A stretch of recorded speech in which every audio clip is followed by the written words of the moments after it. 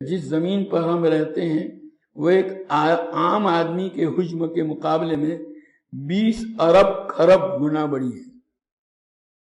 ایک آدمی انسان کا جو جسم ہوتا ہے، اس کا بدن، اس کے اعتبار سے یہ ہماری دنیا جو ہے، یہ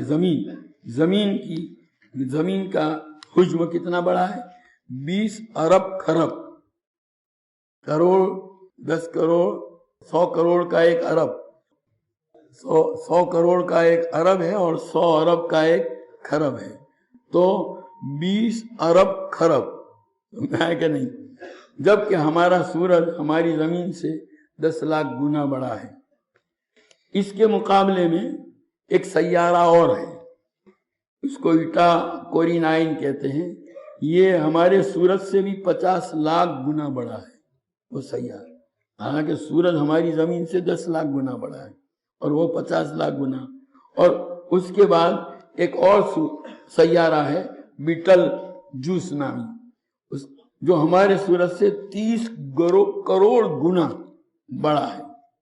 اور پھر ایک اور سیارہ ہے وی وائی کینس، جو اس کی بڑائی کا کیا کہنا، یہ ستارہ ہمارے سورج سے 1 ارب یعنی جو ہے 100 کروڑ گنا بڑا ہے۔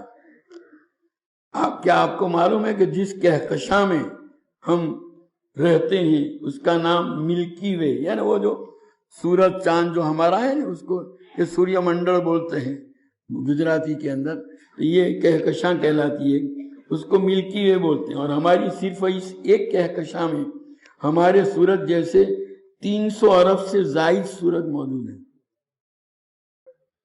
اور یہ کہکشاں اتنی بڑی ہے کہ اگر ہم کسی ایسی چیز میں سوار ہوں جو 1 سیکنڈ میں 3 لاکھ کلومیٹر کا فاصلہ طے کرتی ہو، یعنی 1 سیکنڈ میں زمین کے 7 چکر لگانے والی ہو وہ چیز، تو اس کو بھی ہماری اس کہکشاں کو پار کرتے کرتے 1 لاکھ سال لگ جائیں گے۔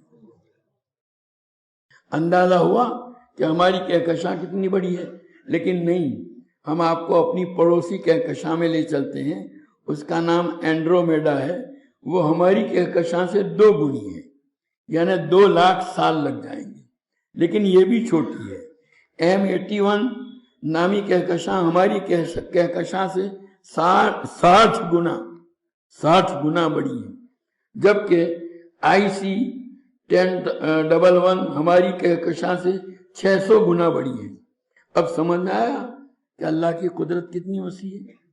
ابھی یہ سلسلہ ختم نہیں ہوا، جیسے ستاروں سے کہکشاں بنتی ہے، آپ کو معلوم ہے ان کہکشاؤں سے کلسٹر بنتے ہیں، اور جس کلسٹر میں ہماری کہکشاں واقع ہے اس کا نام ویرکو کلسٹر ہے، اور صرف اس ایک کلسٹر میں 47,000 کہکشائیں ہیں۔ اور معاملہ ابھی یہیں ختم نہیں ہوا، کلسٹرز بھی آپس میں مل کر سپر کلسٹر بناتے ہیں، اور جس سپر کلسٹر میں ہم رہتے ہیں اس کا نام لوکل سپر کلسٹر ہے، اور اس کلسٹر میں 100 کے قریب کلسٹر ہیں، اور ایک کلسٹر میں اوپر بتلایا نا 47,000 یہ، اور اس سپر کلسٹر جیسے کم و بیش 1 کروڑ سپر کلسٹر ہماری کائنات میں موجود ہے۔ اب کہاں کیسے یہ زمین کی حیثیت تو اس کے مقابلے میں ایک نقطے سے بھی کم سمجھی جاتی ہے۔ تو اب اللہ تعالیٰ جو فرماتے ہیں، اللہ تعالیٰ رب العالمین ہیں، سارے جہانوں کے پروردگار ہیں، اس سے آپ اندازہ لگا ہم نے تو کچھ دیکھا ہی نہیں۔ ہم لوگ تو ہماری جانکاری کے اعتبار سے دیکھا جائے تو کنویں کے مینڈک بھی کہنے کا وہ لفظ بھی کم پڑتا ہے اس کے لیے، سمجھا کہ نہیں؟ تو ضرورت ہے اللہ تعالیٰ کی قدرت کا اندازہ اس میں کہ آج کل کے سائنسدان جو ہیں وہ ان تفصیلات کو بتاتے ہیں تو ہم سنتے ہیں تو ہماری عقل گویا اس کو قبول کرنے کے لیے تیار نہیں ہوتی، سمجھ میں نہیں آتا۔